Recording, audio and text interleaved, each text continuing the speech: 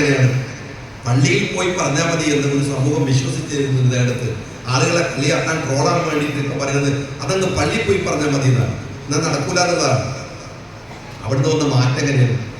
ഞാൻ SFMന്റെ ആളുകളോട് പറയുന്നത് ഇത് ചരിത്രത്തിലെ ഇടപെടലുകളിൽ വന്നിട്ടുള്ള ഒരു വലിയ മാറ്റത്തിന്റെ പ്രശ്നമാണ്. ഒരു നാട്ടിലെ പള്ളി ആ നാട്ടിലെ എല്ലാ മനുഷ്യർക്കു വേണ്ടിയും അവരുടെ ആശ്വാസമായി, അവരുടെ സാമൂഹ്യ ജീവനത്തിന്റെ ഇടമായി ആ പള്ളി മാറുക, പള്ളിയിലെ ഇമാം മാറുക.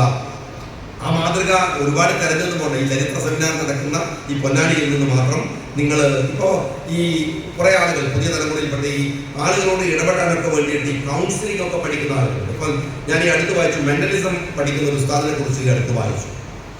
ഞാൻ നിങ്ങളോട് പറയുന്നത് അതൊന്നും വേണ്ട. സമൂഹത്തിൽ ഇറങ്ങിയാൽ നമുക്ക് കിട്ടുന്ന ഒരു വിവരം ഒരു പുസ്തകത്തിൽ നിന്ന് നിങ്ങൾക്ക് കിട്ടാൻ പോകുന്നില്ല, ഒരു ട്രെയിനറുടെ നാവിൽ നിന്ന് നിങ്ങൾക്ക് കിട്ടാൻ പറ്റുന്നില്ല. ഇപ്പൊ പലരുടെയും ഈ നമ്മളുടെ പുതിയ കാലത്തെ ഈ ടെക്നോളജിയിൽ വന്ന മാറ്റത്തിന്റെ ഭാഗമായിട്ട് പുതിയ ഉസ്താദന്മാരെ കാണുന്നത് ഈ ട്രെയിനർമാരുടെ റോഡിലാണ്. ട്രെയിനർമാരെ അനുകരിക്കുകയാണ്. ദാഴ്വത്തിന്റെ ഭാഗമായിട്ട് ഈ ട്രെയിനർമാരെ അനുകരിക്കുന്ന കുറെ ആളുകൾ യൂട്യൂബിലൊക്കെ സെർച്ച് ചെയ്താൽ നിങ്ങൾക്ക് നിരന്തരമായി കാണുന്ന അതിനെ അനുകരിക്കുന്ന കുറെ ആളുകൾ, മോട്ടിവേഷൻ സ്പീക്കറുടെ റോൾ എടുക്കുന്ന ആളുകൾ. ഈ അത്ഭുതങ്ങൾ കാണിച്ചിട്ടല്ല ദഅവത്ത് ദീനി ജീവിതം എന്ന് പറയുന്നത്. ഞാനത് അത്ഭുതം എന്ന് തന്നെ പറയാം. അതിന്റെ അറബി ഭാഷ പറഞ്ഞാൽ ഇന്നത്തെ പ്രസംഗം കൊണ്ടുപോകാവുന്ന എന്താ പറയുക, അതിന്റെ ഒരു ട്രെൻഡ് അറിയുന്നതുകൊണ്ട് ഞാൻ പറയില്ല. അങ്ങനെയല്ല.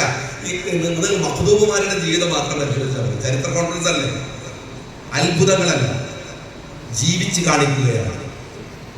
ഒരു ഇമാം ഉണ്ടാവുന്നത്, ഒരു നേതാവ് ഉണ്ടാവുന്നത് ജീവിതം കൊണ്ടാണ്. പ്രവാചകൻ സല്ലല്ലാഹു അലൈഹി വസല്ലം നിങ്ങൾ പറയുന്ന ഒറ്റ പ്രയോഗമുണ്ട്, ഒറ്റ പ്രയോഗമുണ്ട്.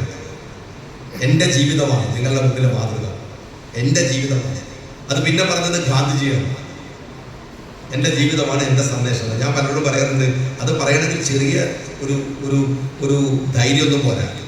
എൻ്റെ ജീവിതമാണ് സന്ദേശം എന്ന് പറയാൻ, എൻ്റെ ജീവിതമാണ് മാതൃക എന്ന് പറയാൻ. ഞാൻ പലരോടും പറയും, നമ്മളൊക്കെ പ്രാർത്ഥിക്കുന്ന ആളുകളല്ലേ. രാത്രിയിൽ എഴുന്നേറ്റിട്ട് നമ്മളിങ്ങനെ പ്രാർത്ഥിക്കുമ്പോൾ നമ്മളാരെങ്കിലും പ്രാർത്ഥിക്കാൻ ധൈര്യം ഉണ്ടാവും, ഉള്ളവരുണ്ടാവട്ടെ.